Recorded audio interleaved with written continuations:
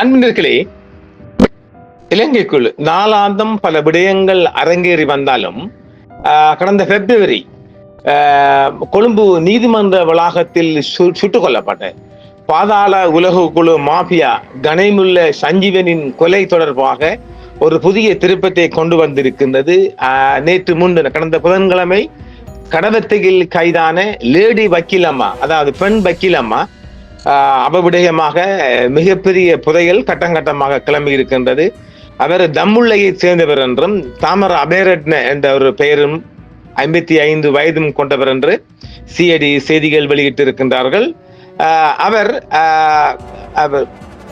பத்தரைக்கு, அதாவது கேல்வத்த பத்திரையுடன் மிக நெருக்கமான தொடர்பில் இருந்ததாகவும் அவனுக்கு ஆலோசனை வழங்குவதற்காக அவர் சிங்கப்பூர் வழியாக, இந்த லேடி வக்கீலம்மா தாமரா சிங்கப்பூர் வழியாக துபாய் சென்று அவனுக்கு வேண்டிய ஆலோசனை வழங்கியதாகவும் அவனுடைய வாட்ஸ்அப் தொலைபேசிகளில் தொடர்ந்து ஒரு தொடர்பு இருந்ததாகவும் சிஐடியினர் தெரிவித்திருக்கின்றார்கள்.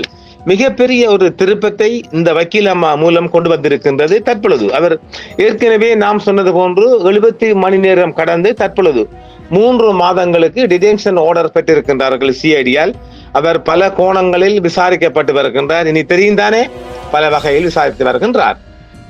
கனைமுல்ல சஞ்சீவின் கொலையின் மூளையாக செயல்பட்ட 50 வயதுடைய தாமரா அபிவர்த்தன என்ற வக்கீலம்மா கடவத்தையில் வைத்து கைது செய்யப்பட்டிருக்கின்றார். அவர் வாடகை வீட்டு இருந்தாலும் இதுவரைக்கும் இந்த நேபாள் இருந்து செவ்வந்தி வந்த பிற்பாடு 2 இடங்களில் வாடகை வீட்டை மாற்றி இருப்பதாகவும் சிஐடியின் தகவல் ஒன்று இருக்கின்றது.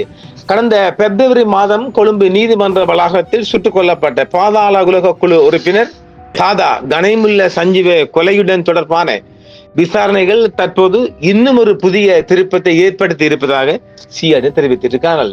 இந்த குற்றத்தை திட்டமிட்டு செயல்படுத்துவது குறித்த விவரங்கள் தினமும் வெளிச்சத்துக்கு வந்து கொண்டிருக்கும் நிலையில் இந்த கொலைக்கு உதவியதாகவும் உடந்தையாக இருந்ததாகவும் குற்றப்புலனாய்வு துறை சிஐடியினர் கடவத்தையில் அந்த தாமரா அபேரட்ன என்ற வக்கீலம்மாவையை கைது செய்த பிற்பாடு பல விடயங்கள் வெளிவராத இரகசியமாக சிஐடியில் வெளிவந்த வண்ணம் இருக்கின்றது.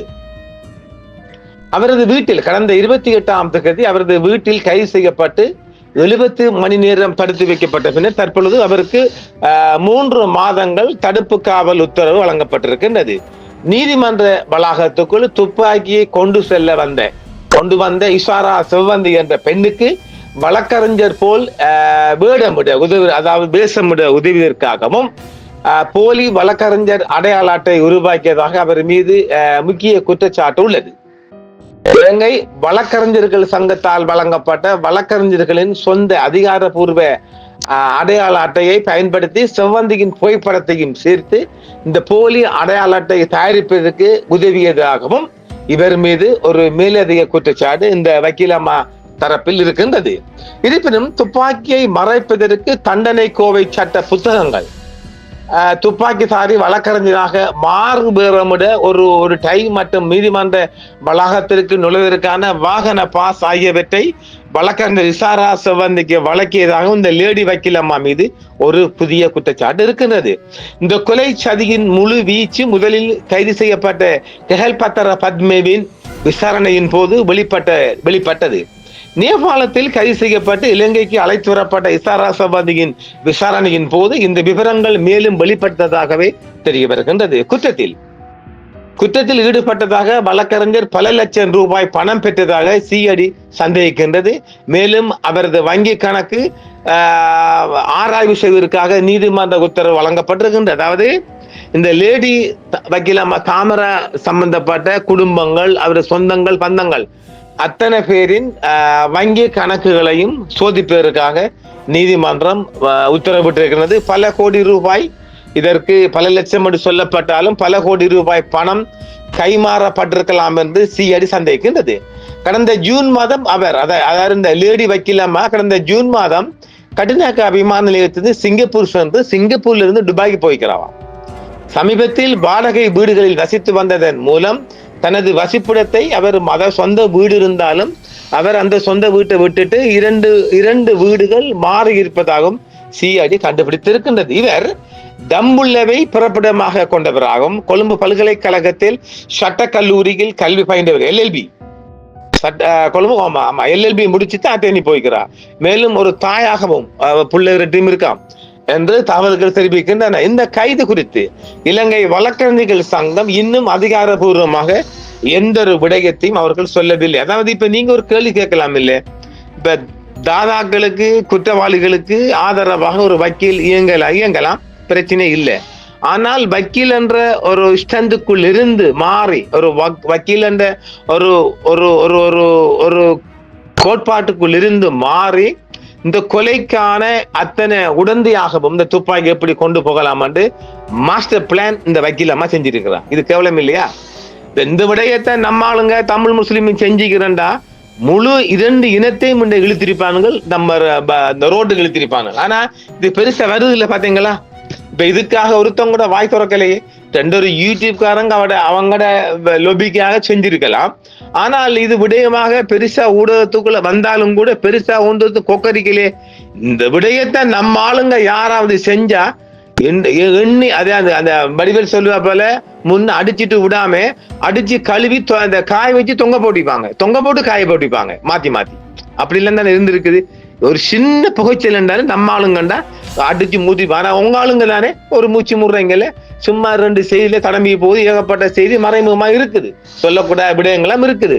அவவே எவ்வளவோ செஞ்சிருக்கிறா. அதாவது இவ இந்த வக்கீலமா அத்தனை இந்த சந்தேகம் அடைகிற அந்த அதாவது இந்த கெஹல் பத்திர பத்துமேட டீலிங்ல உள்ள அத்தனை குற்றவாளிகளுக்கு ஆதரவாக இயங்கியிருக்கிறார். அது பிரச்சனை இல்லை.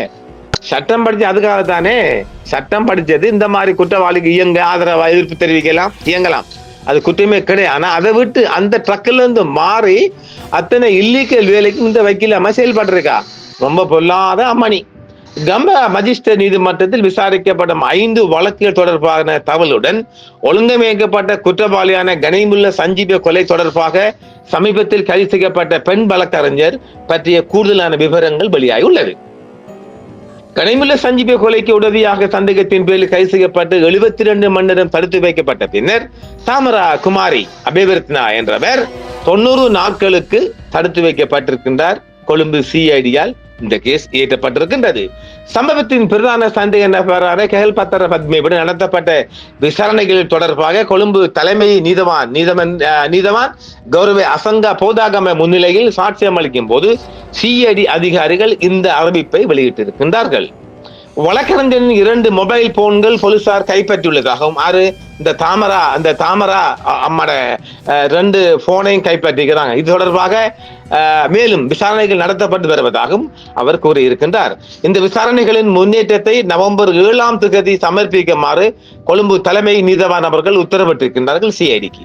அப்ப ஆக நவம்பர் 7 இன்னும் பல அதாவது ஏகப்பட்ட புதையல் இருக்குது. நம்ம சொல்லக்கூடியதை மட்டும்தான் சொல்லி வரோம்ப்பா. நம்ம கையால மட்டும் எதுவுமே போட்ட கிடையாது. கனிமுல்ல சஞ்சீவ கொலைக்கு நீதி மற்றும் உடந்தையாக செயல்பட்ட குற்றச்சாட்டில் கடவத்த பகுதியைச் சேர்ந்த அதாவது கடவத்தையெல்லாம் வாழ்ற கடவத்த பகுதியைச் சேர்ந்த பெண் வழக்கறிஞர் சமீபத்தில் கைது செய்யப்பட்டார். நீதிமன்றத்துக்குள் பாதிக்கப்பட்டவரை சுட்டுக் கொள்வதற்கு பயன்படுத்தப்பட்ட துப்பாக்கியை மறைச்சு வைக்க முக்கிய சந்தேக நபரான இஷாரா செவ்வந்திக்கு தண்டனை கோவை சட்டம் இருந்து அத்தனை போலி வேஷங்களுக்கும் உடந்தையாக இருந்ததாகவே இந்த தாமரா வக்கீல் அம்மா மீது குற்றம் சாட்டுகிறது சிஐடி. விசாரணைகளில் அவர் ஒரு ஒழுங்கமைக்கப்பட்ட குற்றவாளிகளின் வழக்குகளுக்கு ஆஜராகியுள்ளார் என்பதும் மேலதிகமாக தெரிய வந்திருக்கின்றது. அது பிரச்சனை இல்லை, அது சிஐடி ஒண்ணும் பண்ணல. அது அதன்படி அவர் மடகஸ்கார் சென்று அதன்படி எங்க போயிருக்கிறார் நம்மடி மடகஸ்கார். ஆக அவர் ஒரு கைதேர்ந்த ஒரு குடும்ப வக்கீல் மாதிரி இந்த போதை வசு கும்பலின் ஒரு சிறந்த வக்கீலாக செயல்படுகிறார். அதன்படி அவர் மடகஸ்காருக்கு சென்று நதுன் சிந்தக பிகனம் அல்லது ஹரகட்டாவுடன் மடகஸ்காரில் கைது செய்யப்பட்ட குடு சலிந்து என்ற சலிந்து மல்லிகா குணரெட்னுக்கு ஆஜரானதாகவும் போலீசார் தெரிவித்தனர். அங்கெல்லாம் போயிருக்க அம்மானி தெஹிவளையில் உள்ள சோல் பீச் ஹோட்டல் இடிப்பு சம்பவம் தொடர்பான வழக்கிலும் இந்த அம்மணி ஆஜராயிருக்கின்றார். தருண் என்ற ஒரு ஒழுங்கமைக்கப்பட்ட குற்றவாளியுடன் அவள் நெருங்கிய உறவை பேணி வந்ததாகவும் அவன் மூலம்தான் கெஹல் பத்திர பத்மேவுடன் இவருக்கு இந்த தாமரா வக்கீல் அம்மாவுக்கு பழக்கம் ஏற்பட்டதாகவும் போலீசார் தெரிவித்திருக்கிறார்கள். வாட்ஸ்அப் மூலம் வாட்ஸ்அப் மூலம் கஹல்பத்தர பத்மோனன் இவர் நெருங்கிய தொடர்பில் இருந்திருக்கின்றார். அதாவது துபாயில் இருந்து இயங்கிய இந்த கஹல்பத்தர பத்மையுடன் நெருங்கிய தொடர்பில் இந்த வக்கீலாம் இருந்திருக்கிறார். பாதாள உலக குழு தலைவர் சஞ்சீவ குமார சொமரெட்ன எனப்படும் கனைமுல்ல சஞ்சீவ கொலைக்கு உதவியதாக சந்தேகத்தின் பேரில் கை செய்யப்பட்டு 72 மணி நேரம் கடந்த பிற்பாடு 3 மாதங்களுக்கு மேலதிகமாக சிஐடி இவரை கைப்பற்றியிருக்கின்றார்கள். சம்பவத்தின் முக்கிய சந்தேகங்களில் ஒருவரான பிரபல ஒழுங்கமைக்கப்பட்ட குற்றவாளியான மண்டினு பத்மஸ்ரீ பெரேரா அல்லது கஹல் பத்தர பத்மே என்பவருக்கு எதிராக நடத்தப்பட்ட விசாரணைகள் தொடர்பாக கொழும்பு தலைமை நீதிமான் கௌரவ அசங்கேஷ் போதரகம முன்னிலையில் சாட்சியம் அளிக்கும் போது சிஐடி இந்த ரிப்போர்ட்டை கொடுத்திருக்கின்றார்கள். ஆக இந்த வக்கீலம்மா விடயத்தில் மிகப்பெரிய புதைகள் கிளம்ப போகின்றது. கட்டம் கட்டமாக வெளிவருகின்ற போது நாமளும் வெளிப்படுத்தலாம். இந்த வக்கீலம்மா பாருங்க, மடகஸ்கார் எல்லாம் போய் இவங்களுக்கு ஆதரவுங்கிற கோடிக்கணக்கான பணம் டீல் ஆயிரு, எல்லாம் பணம் தான். அப்ப பணம் ஒன்று கிடைக்கும்னா சிங்கள மக்களை எந்த ரூபத்துக்கும் இந்த பெண்மணியும் கொண்டு போகலாமா? இதெல்லாம் இதெல்லாம் ஒரு நாட்டு பற்று இருக்க வேணாமா? வேணாம். எங்களுக்கு இல்ல, எங்களுக்கு உடுப்பா, நீங்க எங்களை சேர்க்கிறீங்க இல்லையே. உங்களுக்கு உங்க தேசம் பண்ணி சொல்லி வரக்குள்ள சுமார் 1.5 கோடிக்கு மேற்பட்ட மக்கள் வாழ்ற மக்களை காப்பாற்றக்கூடிய ஒரு வக்கீலம்மா, அது என்ன படிப்பவங்க? அவங்களோட காசு எதையும் செய்யுங்க, அது வேற, வக்கீல் கேவலம் தான். ஆனாலும் இந்த மாதிரி இந்த குற்றவாளிகளுக்கு, கிரிமினல் குற்றவாளிகளுக்கு இந்த மாதிரி இயங்குவது மிகவும் மோசமான ஒரு செயலாக நாங்கள் கண்டனம் தெரிவிக்கின்றோம். இதே நேரம் நம்ம ஆளுங்க தமிழ் முஸ்லீம் இன்றைக்கு முழு நாட்டிலையும் நாரடிச்சிருப்பாங்க. 10 தினங்களுக்கு இதை நாரடிச்சிருப்பாங்க. எல்லா செய்திகளையும் நம்ம ஆளுங்க வந்திருப்பாங்க. ஆனால் இது ஒரு குறிப்பிட்ட யூடியூபரால மட்டும்தான் செய்தி வருது ஒழிய இந்த லேடி வக்கீலம்மா தாமர குமார அபேரட்ன செய்தி வெளி வருவதே இல்லை. தமிழ்லையும் வரல, இந்த சிங்களத்திலையும் பெருசா வரல. பொண்ணு அள்ளி வந்திருக்கிறோம், பார்க்கலாம். மீண்டும் மற்றும் ஒரு காணொளியில் சந்திப்போம். நன்றி வீரர்களை, சந்திப்போம். என்றும் உங்களுடன் சன்ரைஸ் இந்தியா டிவி. சப்ஸ்கிரைப் பண்ணுங்கள், பெல் பட்டனையும் கிளிக் செய்யுங்கள். உங்கள் ஆதரவே எங்கள் சேவை. ஆதரவு தாருங்கள், அரவணைப்போம். மறக்காம சர்ப்ரைஸ் பண்ணுங்க. தேங்க்யூ.